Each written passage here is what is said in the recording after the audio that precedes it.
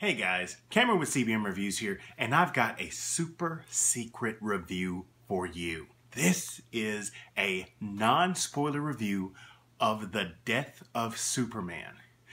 I'm not talking about Batman v Superman Dawn of Justice. I'm not talking about that animated movie that came out last decade. I'm talking about the new one that's coming out in July. It's actually coming out on DVD in August. I have seen it. This is co-directed by Jake Castorena and Sam Liu. Sam Liu's done a lot of directing of the DC animated videos as of late, and this one is no exception. It has a lot of the same animation style as some of the previous Justice League animated series and Batman animated series, just like Justice League War, Justice League versus Teen Titans, so forth and so on. And this one centers around Superman. Doomsday comes down and he lays waste to the land, and Superman's the only one with the power to stop him. That's essentially it in a nutshell, except the title of it is The Death of Superman, so you kind of understand what you're gonna get. The first 20 minutes or so, it's all set up, it's all filler. I'm not spoiling this, but it really doesn't accentuate anything in the story, except it tries to build up the relationship between Superman and Lois Lane, or maybe it's Clark Kent and Lois Lane. Either way, it serves up that. And the Justice League are all in this. This roster is comprised of Hawkman, Martian Manhunter, Flash, Green Lantern, Batman, Wonder Woman, Superman, and Cyborg. Those are the 8 that are in this. Or did I say Aquaman? I don't know. And when Doomsday drops, the Justice League are the first ones to come in, and they don't do so good. This Doomsday is really furious. Like, he is ferocious, he is gnarly. The fight scene, when it begins with Superman and Doomsday, it is better than any version we've seen. The first time that we actually get a chance to see Doomsday in a media that wasn't the comics was actually in a Justice League episode where the Justice Lords kind of fought Doomsday. It wasn't the Justice League, it was the Justice Lords, and they took lethal measures into fighting him. They actually lobotomized Doomsday. And then Doomsday comes back in Justice League Unlimited to fight the actual Justice League. They win, but it almost costs at least a couple of Leaguers their lives.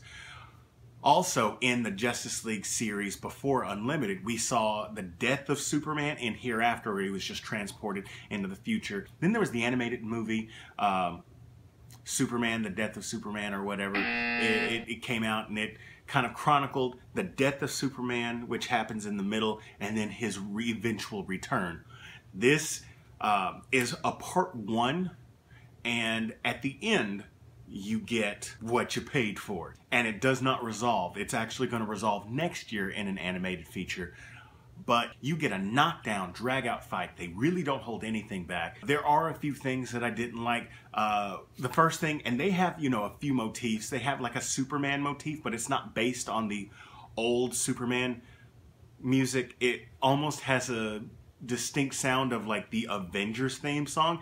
Shame on you, WB. Also, there are some effects that they kind of use quite a bit during the fight in Metropolis. There's a lot of window shattering effects. Like, it happens several times, and I'm like, we've seen this before. Show me something different. I mean, I'm not complaining about the actual action, but I don't want to see the same things used over and over again. There are some really good things about this. There are some throwbacks to the original Superman. There are a couple of lines that are uttered in this that are kind of tributes to the original Superman. One where Superman and Lois Lane have an exchange, and then there's another one that Lex Luthor says. So overall, it's pretty good. Better than the animated movie that came out back then, and definitely better than Batman v Superman Dawn of Justice. I'm gonna give this a grade, and the grade I'm gonna give it, I'll give it a 76. The action's great, the direction's so-so. The problems that I have are the story. There's a whole bunch of fluff and filler, especially when dealing with side characters and the Justice League. This is a Superman story, and the Justice League pretty much are there to show how strong Doomsday is, but unfortunately, this is the Justice League. They're not supposed to just be fluff and filler. They're supposed to have some significance. Also, I really wasn't blown away by any of the voice acting. That's not saying that the voice acting is bad in this. I'm just saying that sometimes it just doesn't feel like it fits the character, or sometimes it doesn't really show the weight or emotion that I want it to show. So that's just my personal opinion. But if you're looking for that classic Superman story, the death of Superman, you're gonna get it here, and you're gonna get a lead into what's coming up next. There's actually a small, very, very small snippet. It's an end credit scene, like after the credits, and it kind of answers a question that you are asked at the very end of the movie. And so you get that answered. I do want to let you know, it's worth it. It is true to the character of Superman, and I hate to say it's true to the character of Lois Lane too, but it is. I'm not a big fan of Lois Lane, and this movie kind of backs up why I'm not a big fan of Lois Lane. But she's done true to her character. This actually comes out available for digital download late July, and it comes out for DVD and Blu-ray in early August. So if you want to go check these out, you can pre-order this on Amazon. But that is my review for The Death of Superman. Let me know what you guys think in the comment section down below. If you enjoyed this, hit the like button. If you're new here, subscribe to the channel. Share this with all your friends. And as always, this is Cameron with CBM Reviews. We'll see you next time.